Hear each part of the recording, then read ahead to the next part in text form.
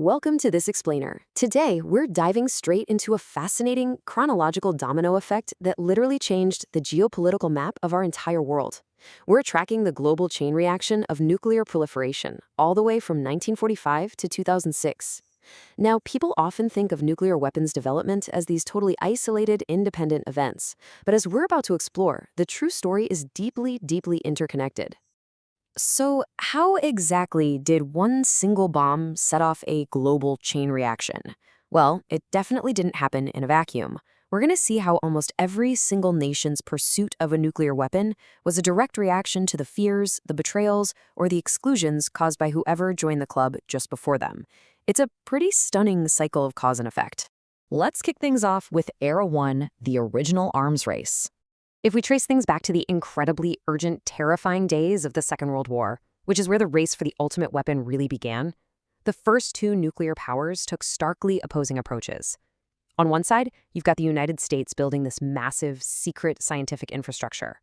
And on the flip side, the Soviet Union compensating through highly effective, top-secret espionage.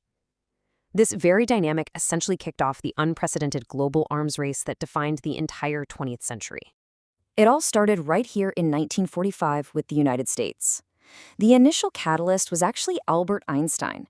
He issued a stark warning that Hitler's scientists had discovered nuclear fission, which immediately prompted the U.S. to launch the highly secret Manhattan Project. This massive, sprawling effort culminated in the July 1945 Trinity test, marking the successful detonation of the first atomic bomb and led to the subsequent deployment of weapons against Japan shortly after. Just like that, the nuclear age had officially begun. The second domino to fall was the Soviet Union in 1949. Now, despite being a World War II ally, the Soviets felt completely left in the dark when Western scientists abruptly stopped publishing their nuclear research. Spurred by that exclusion, they successfully used spies to deeply infiltrate the American Manhattan Project. All that stolen knowledge allowed them to test their very first atomic device, the RDS-1, in Kazakhstan, way ahead of what Western intelligence expected. Moving right along to Era 2, Allies go it alone. As the Cold War intensified, former allies started to realize a pretty harsh geopolitical truth. They simply couldn't rely solely on the major superpowers for their own ultimate defense. Enter the United Kingdom in 1952. The UK had originally shared its early wartime research with the US under something called the Quebec Agreement. But actually, the US broke this agreement after the war. Prompted by that betrayal, the UK leveraged its control over global uranium resources to independently develop its own bomb, and they successfully tested it during Operation Hurricane. Fast forward 8 years to 1960, and France joins the club. Initially, France was entirely focused on civilian nuclear energy, but that changed drastically after the 1956 Suez Canal crisis. Facing intense military and economic pressure from both the US and the USSR, France realized, hey, we desperately need independent strategic power to maintain our sovereignty. This pivot resulted in France testing its first weapon out in the Sahara Desert. Okay, let's look at Era 3 Asian Cold War dominoes. What's really fascinating about this next era is the perfect triad of regional fear that sets off a rapid, incredibly tense chain of events across Asia. The introduction of nuclear capabilities in the East caused this cascading, reactionary arms race between neighboring rivals. 1964 for China, 1974 for India, and ultimately 1998 for Pakistan. Let's break down exactly how that sequence played out. So, in 1964, China conducted its first test. Chairman Mao prioritized a weapons program largely because he was spurred by direct nuclear threats made against China during the Korean War. And while China initially began this development with help from the Soviet Union, the political Sino-Soviet split meant that China was suddenly left to finish this incredibly complex project completely on their own. I absolutely love the historical pettiness behind this next detail.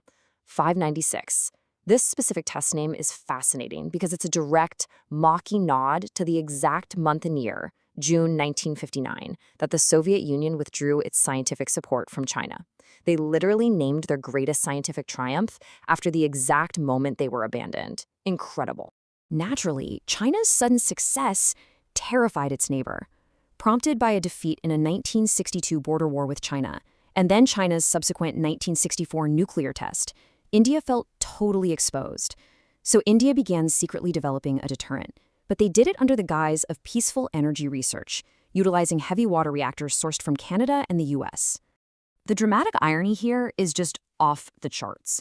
Those reactors sourced for peaceful civilian energy, they were ultimately used to engineer a secretly planned military blast in 1974. And the codename India chose for this world-shaking clandestine weapons test? The Smiling Buddha. You really can't make this stuff up. Which brings us to our final era, Era 4, the Covert Nuclear Club. Moving into this last era, the pursuit of the bomb moves entirely into the shadows. We're talking secret trades, geopolitical isolation, and high-stakes espionage. The absolutely crucial point to understand here is the concept of deliberate ambiguity. It perfectly defines Israel's entry into the nuclear club. With early assistance from France, Israel completed a secret program in 1967. And to this day, they maintain a strict policy of neither confirming nor denying that they even possess a nuclear arsenal. But, secrets of that magnitude are almost impossible to keep forever. Despite their strict policy of deliberate ambiguity, the covert program's existence was famously and spectacularly exposed to the world in 1986. A rogue technician named Mordecai Vanunu actually leaked the deep details of Israel's secret program straight to the British media. Meanwhile, down south, another isolated nation was looking for a deterrent. Triggered by heavy global isolation over its apartheid regime and fearing regional Soviet influence, South Africa collaborated closely with Israel.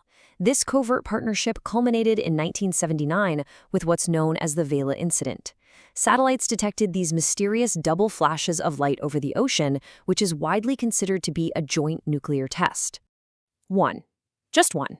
That represents the total number of countries in human history that have voluntarily dismantled their entire nuclear arsenal. It is a massive historical milestone achieved only by South Africa, who completely gave up their weapons in 1990. All right, jumping back to Asia, the dominoes were still falling. Triggered by their bitter ongoing rivalry with India and the devastating loss of East Pakistan, which became Bangladesh in 1971, Pakistan felt it needed an absolute deterrent. Seeking strategic assistance from China, they fast-tracked their program starting in 1978. Ultimately, they conducted underground tests in 1998, which was a direct, immediate response to a series of new Indian tests. Now, this is where the covert spread of technology gets truly wild. First, Dr. A.Q. Khan secured a centrifuge blueprints by literally stealing them from a facility in Holland. This massive security breach allowed Pakistan to build their enrichment program. Then, Pakistan turned around and traded this highly classified technology in a shocking geopolitical deal with our final country on the timeline.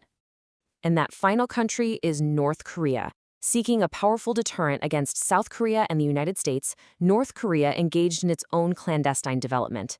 They traded their advanced No-Dong missile blueprints to Pakistan, and in exchange, they got the uranium enrichment technology they desperately needed. This dark trade led directly to their first definitive test in 2006 and a high-yield test in 2009. So, as we wrap up this explainer, I want to leave you with a provocative thought. From Einstein's warning letter in 1945 to North Korea's tests in the 21st century, practically every single nuclear program was born from the fear of another. The dominoes just kept falling. In our deeply interconnected world today, what will be the next geopolitical trigger to set off a brand new chain reaction? It's a pretty sobering thought, isn't it? Thank you so much for joining me today, and keep questioning the world around you.